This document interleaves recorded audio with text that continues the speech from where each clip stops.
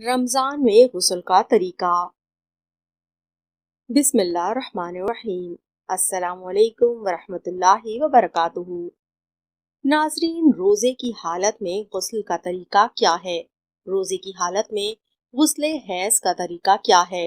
रोज़े की हालत में गुस्ले जनाबत का मुकम्मल तरीका। मोहतरम नाज़रीन, रोज़े की हालत में अगर कोई इंसान, चाहे वो मर्द हो या औरत, अगर वो नापाक हो जाएं तो पाकी हासिल करने के लिए गुस्ल का क्या तरीका है। यानी कि कोई मर्द या कोई औरत रोजे से सहरी खा के सो गए, सोते वक्त किसी मर्द या किसी औरत को एहतलाम हो जाए तो पाकी हासिल करने के लिए उनको गुस्ल कैसे करना चाहिए, रोजे की हालत में किस तरह से गुस्ल जनाबत करना चाहिए। क्योंकि अगर रोजे की हालत में गुस्ल करना हो तो गुस्ल करते वक्त चंद एहतियात बहुत जरूरी हैं। बाज लोग रोजे की हालत में गुस्ल करते हुए एहतियात नहीं करते, जिसकी वजह से बाज औकात उनका रोजा फासिद हो जाता है, रोजा टूट जाता है और उन्हें मालूम भी नहीं होता।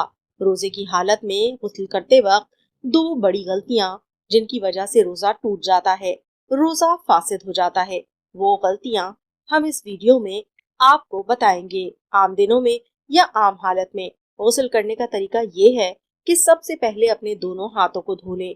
दोनों हाथों को धोने के बाद शर्मगाह या शर्मगाह के इर्द गिर्द जहाँ पर निजासत लगी हो, अच्छे तरीके से उस जगह को, उस निजासत को दूर कर लें। निजासत को दूर करने के बाद फिर नमाज जैसा वुजू कर लें। फिर इसके बाद पूरे बदन पर पानी बहा लें।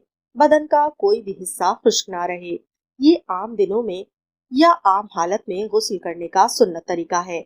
अब हमें ये समझना है कि रोजे की हालत में अगर हमने गुस्ल करना है तो हमने कौन सी एहतियात करनी है।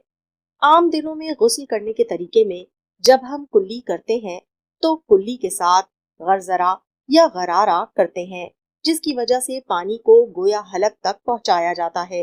तो अगर हम रोजे की हालत में गरगरा करेंगे और पानी हलक तक पहुंच गया या हलक से नीचे उतर गया तो इसकी वजह से रोजा टूट जाएगा, फासिद हो जाएगा, चाहे पानी गलती की वजह से ही क्यों न चला जाए।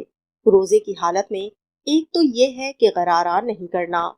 दूसरे नंबर पर आम दिनों में गुस्ल करते वक्त नाक में पानी चढ़ाया जाता है। नाक की नर्म हड्डी तक पानी चढ़ाना जरूरी है। रोजे की सूरत में लोग नाक में पानी इतना ऊपर चढ़ाते हैं कि वो पानी दिमाग तक चला जाता है, जिसकी वजह से रोजा टूट जाएगा, रोजा फासिद हो जाएगा। ये वो दो बड़ी गलतियां हैं जो रोजे की हालत में नहीं करनी चाहिए। एक तो कुल्ली करते वक्त एहतियात करनी चाहिए। दूसरे नंबर पर नाक में पानी चढ़ाते हुए एहतियात करनी है कि कहीं पानी दिमाग की तरफ ना चला जाए। अगर इस तरह गलती से भी हो गया तो रोजा टूट जाएगा, फासिद हो जाएगा।